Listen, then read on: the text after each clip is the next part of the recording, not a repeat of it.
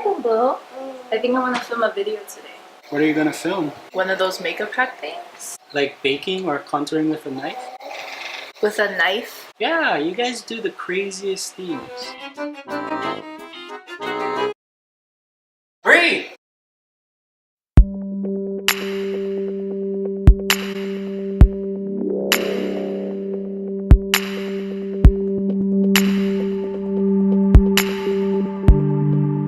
What up, YouTube? So I have this crazy out of the box video for you guys. I know it's crazy, but I'm about to show you how to slay that contour. Yes, girl.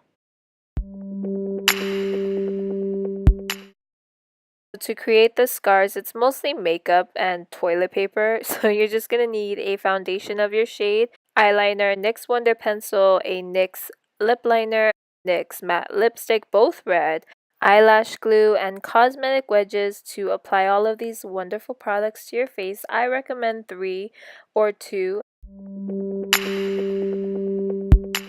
I've already done one side of my face that is all scarred, all beaten up, all taken care of, and now I'm going to demonstrate to you how to do it on this side. First, I take the NYX Wonder Pencil and sort of outline where I want that scar to be, since it's like cutting your contour, you want it to be in your contour. Then I apply glue to the areas that I'm going to be applying toilet paper and kind of spread it out and make it thin. The thinner it is, the quicker it dries.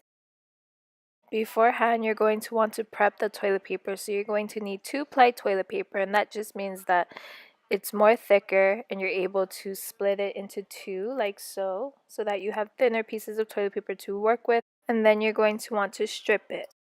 Then you take the strips, you only need 2, and you're going to apply it to the glue.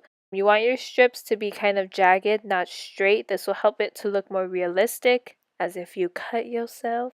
You also want to make sure that the sides of the toilet paper are as flat as possible to your face so that it mimics your skin, lifting off.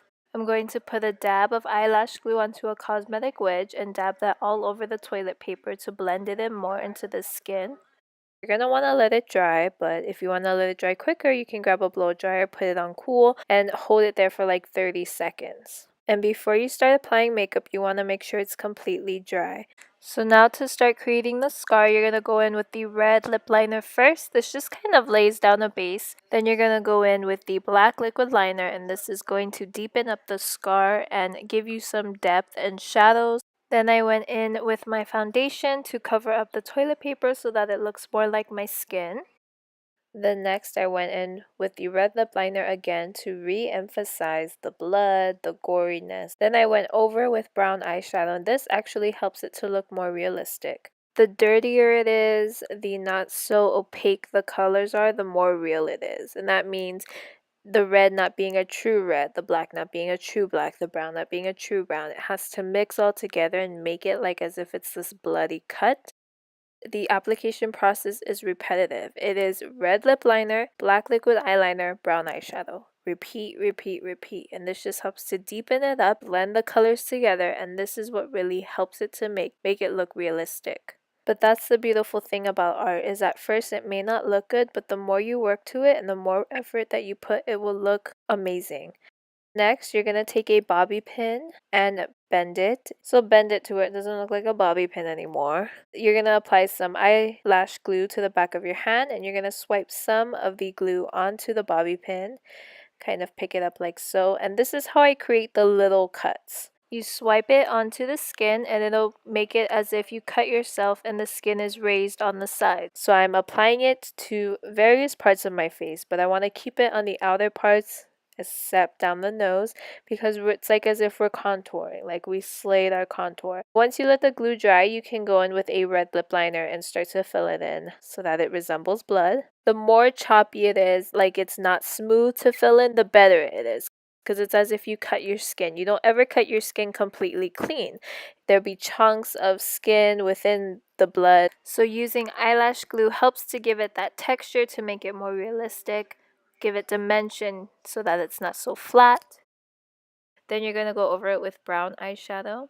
And this actually makes it look bruised. That is the reason why. For brown eyeshadow, it makes it look bruised, makes it look real, When you cut yourself, your skin is slowly rotting already unless you take care of it. So that is the whole purpose. On my forehead, I re-demonstrate the whole process again. Glue, letting it dry, red lip liner, going over with brown eyeshadow, applying black liquid liner to give it dimension and shadow, but just repeating it over and over until you get what you want. These are the scars. Now I'm going to show you how to make fake blood.